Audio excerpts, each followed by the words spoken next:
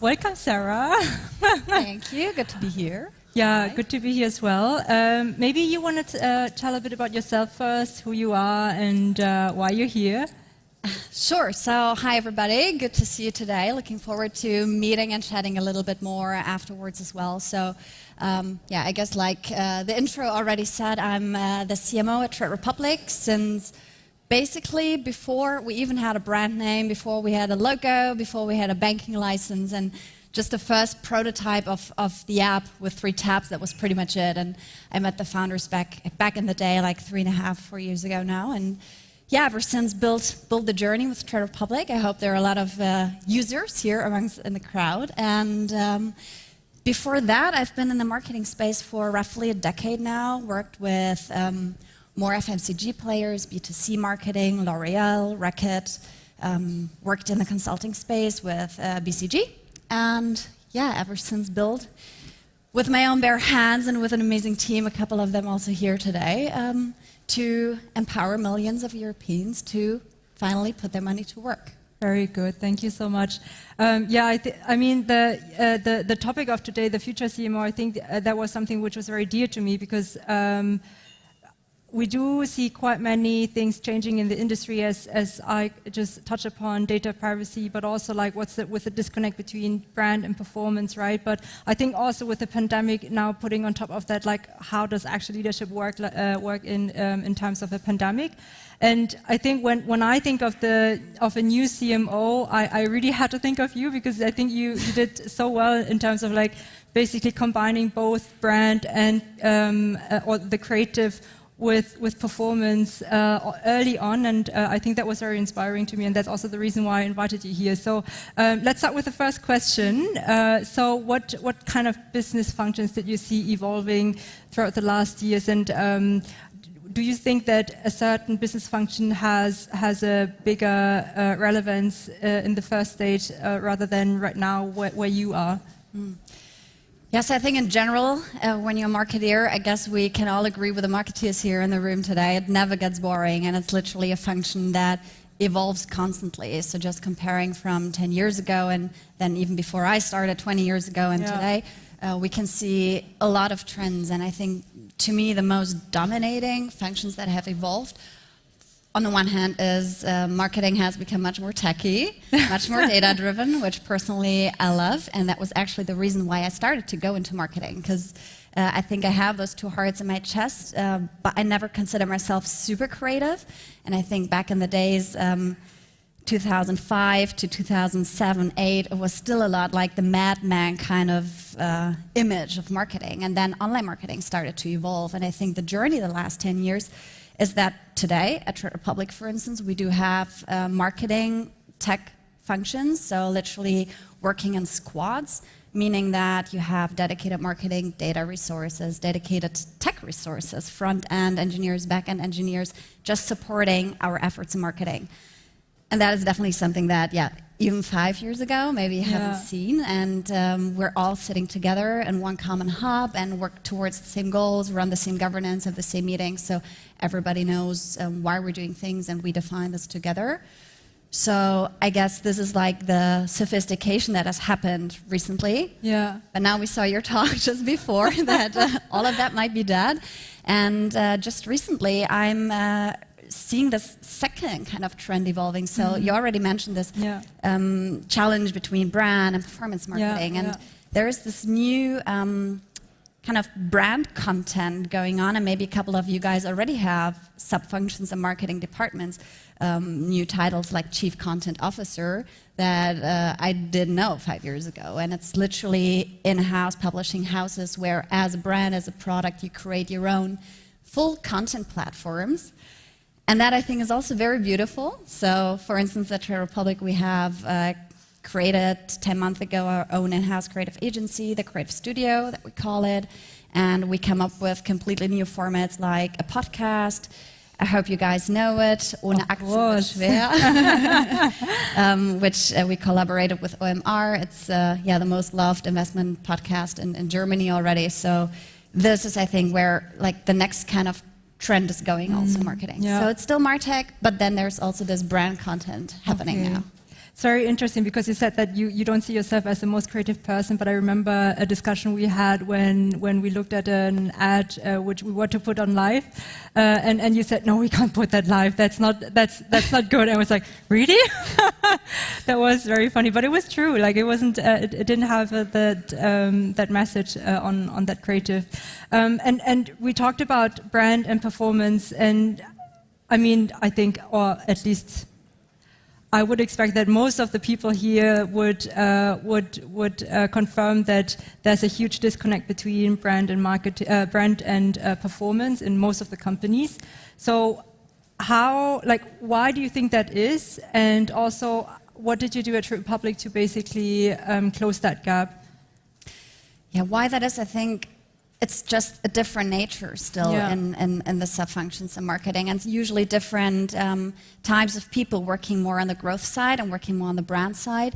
And historically, at least the way I observe it, is that you do have those functions separate in companies. So you always have the brand team and the performance team fighting for the attention of the CEO. And when we built Trade Republic, and myself having the background in both worlds, to me it was clear that it has to go together. So from day one, we always had the growth department, so the very analytical, more automated department, right alongside with the brand department. And yeah, basically meaning that as a leadership team also in both departments, we look at the same metrics together. And I think very important now, coming to how kind of to solve it, I think, is that you do have that common understanding of the whole funnel in a way. Yeah. So I don't know how you experience this, but yeah, I think that's so true, because very often it's about like, this is a performance campaign, this is a brand campaign, but it's never about like, this is actually just a campaign which runs to acquire customers, but at the same time actually wants to win users with the experience.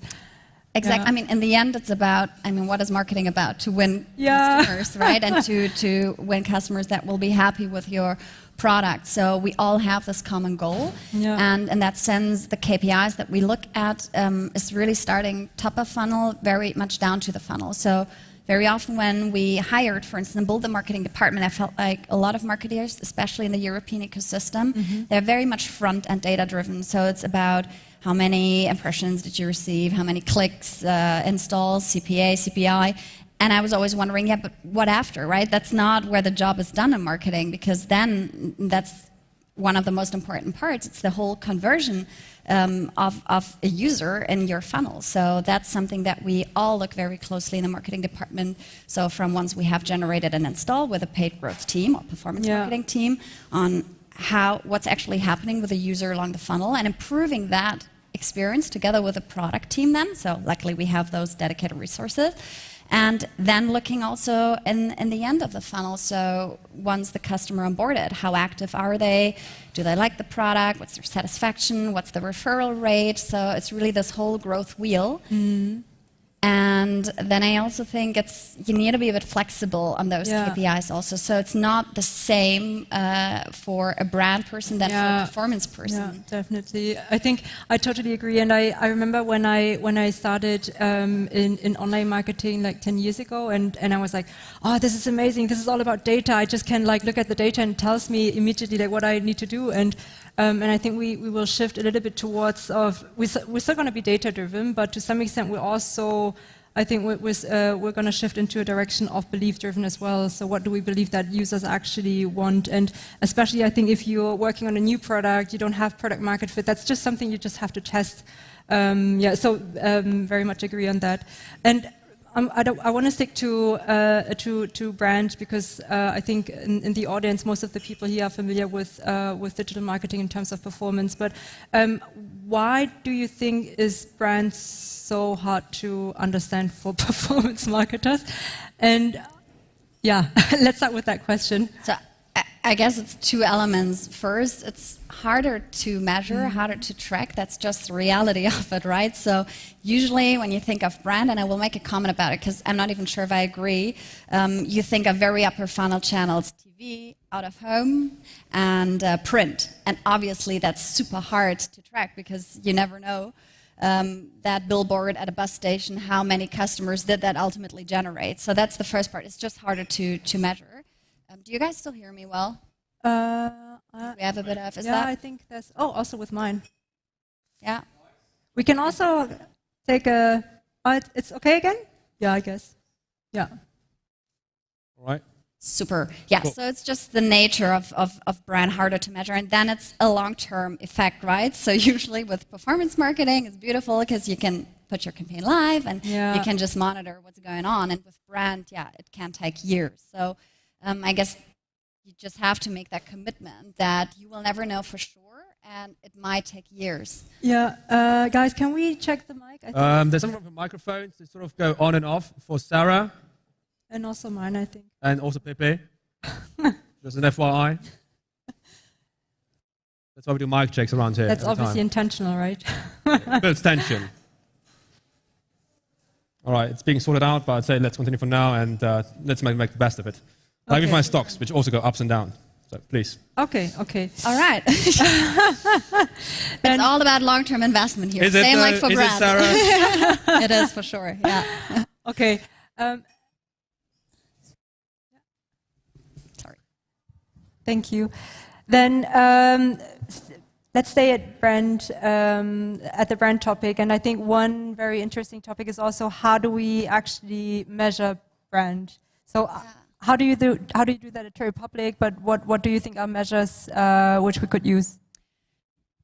Yeah, so I guess there's it's all about the effort you're trying to make to measure a brand, right? And I guess it also depends on which type of brand measurement you pick. So just what I want to clarify on the way I look at brand, also for what we do at Republic, it's not always about this big upper funnel campaign, and it's not just TV. So brand is literally everything that you do. It's the website that you create. It's the onboarding experience. It's each performance ad that you do, like you said, right? The message has to be right. So in that sense, the way and the measures that we tried from the very beginning to look at, one is obviously the organic traffic. So just to understand, for instance, you had this big PR geek or you had this massive macro influencer going live that day. Yeah, just look at the data. Do you see a big pike? Okay, then potentially this could be based on, yeah, sorry. Is that hard to listen? It just goes on and off for some reason. Yeah. Is it fine? Is it fine for you? Okay. Let's continue then, shall we? Otherwise, we can speak louder. Then I'll just continue. And another metric could be the refer friend or referral channel, right? Because that is an indicator also on how many people already love your brand, trust your brand. You've created that kind of growth reel around your brand. And then obviously you have very traditional brand KPIs. So just setting up a brand tracking tool that we did implement very early on a quarterly basis, and right now we do it on a monthly basis where you just collect all KPIs along the funnel. So what's the awareness level, unaided, aided, what's the consideration level, what's loyalty level, and a mixture out of all of that kind of helps. And for instance, right now, and that also depends on the maturity stage that you're in, we're starting to wrap our mind more around marketing mix models. So, very exciting, very controversial as well. Yeah, very controversial. So we discuss a lot. Let's see when we get there. But it's all about managing expectations around brand metrics and starting to wrap your mind around it early on and trying your best effort possible. It's not a perfect world. But yeah, I remember there's actually a funny anecdote with Project A, because you were one of our first investors in the Series A, and meeting Florian Heinemann, we started to be really, really ambitious because I love data, right? So I was like, okay, let's set up the marketing mix model right away, and we did all this effort. And yeah, right now we're actually opening up that document from an analysis from like 3 years ago. And, ramming up. Obviously, we had way too little data, so today I would not start with that and maybe do it a little later. Yeah. And I think my mic is working, I guess. Okay. Yeah, then you can just keep that one, I guess. And I think also with MMMs, it's also a matter of like how much offline spendings do you have, which you obviously kind of factor in, and that's definitely very valid. And I'm very excited to see what's going to come out of that discussion. And something else I wanted to touch upon is high performance culture, because we've been working together, and I think you're someone to me who just really stands for high performance. How did you achieve that at Republic? Well, thanks. I hope that's a good thing, right? I see some team members smiling still, so that's good. To me, high performance and building that culture, it's three things mainly. So first, it's passion. Second is a growth mindset. And third is skills and experience. So first, what do I mean with passion? To me, it's super crucial that everybody who comes on board, especially the marketing team, is extremely excited by the mission and identifies him and herself with that. Because why? As a marketeer, you basically need to live and breathe what you're doing. You need to wake up in the morning, consume news, consume content, go to bed in the evening, and constantly, just think about how can you take it to the next level. And if you work on something you're not really excited about, it will always be harder to do like a high-performance job in a way. So that's the first part. Growth mindset. To me, that's really the will to outgrow yourself every day. And literally, I guess with Trade Republic, and maybe some of you have followed, it's been a crazy, crazy ride. Just when we started in lockdown, we were 50 employees. Today, we're more than 500. So it's been 10x exponential crazy growth. And that means you're being served like this pair of new shoes, one size bigger each month. And basically, you have to make your feet grow into those shoes each month. And that's exhausting in a way, and you just need that mentality and that will to push yourself and be open for feedback. I think we have very open feedback culture, the good and obviously the critical, and this willingness, and then also the ability, obviously, because if you're willing and you can't get to the next stage, it's also obviously a bit tricky then. And then it's skills and experience, which cannot be underestimated. Obviously depends also a bit on the maturity of your venture that you're running, because now we do have different access to talent than we used to have back in the day. So 30 seconds left, just as an FYI. Quickly, yes. What? So yes, that's obviously part of it, that you need people who know what they're doing and maybe have generated some learnings in the past and can apply that to avoid one or the other mistake. Okay, cool. Thank you. You said 2 questions? Or? I said 30 seconds left, which is now down to 7 seconds. Could you count them together? Yeah, maybe one last question. So, Quick. how do you ensure innovation if you always have to perform? Oh, now I have like 5 seconds for that. Well, mine is 5 seconds. Yeah, that's okay. Okay, so innovation to me is the mindset, just inducing every day, think of what's 10x. Does whatever you do change the needle? Will people think of it in 3 months from today, and 6 months, and 12 months? If not in 3 months, just don't do it, right? So it's just do very few things and do those really well. I think we have a very particular culture with that. I know a lot of companies do it differently, like a lot of things 80-20, but I think true innovation is like few things very well and push this hardcore and get the best you can do out there. Okay, thank you so much, What a Sara. way to end. Yes. So later we can talk stocks and investments. Oh, good Lord. Okay, cool. Right, Sarah, thanks so much. Thank you, It was everybody. amazing. Pippi, as always. Thank you.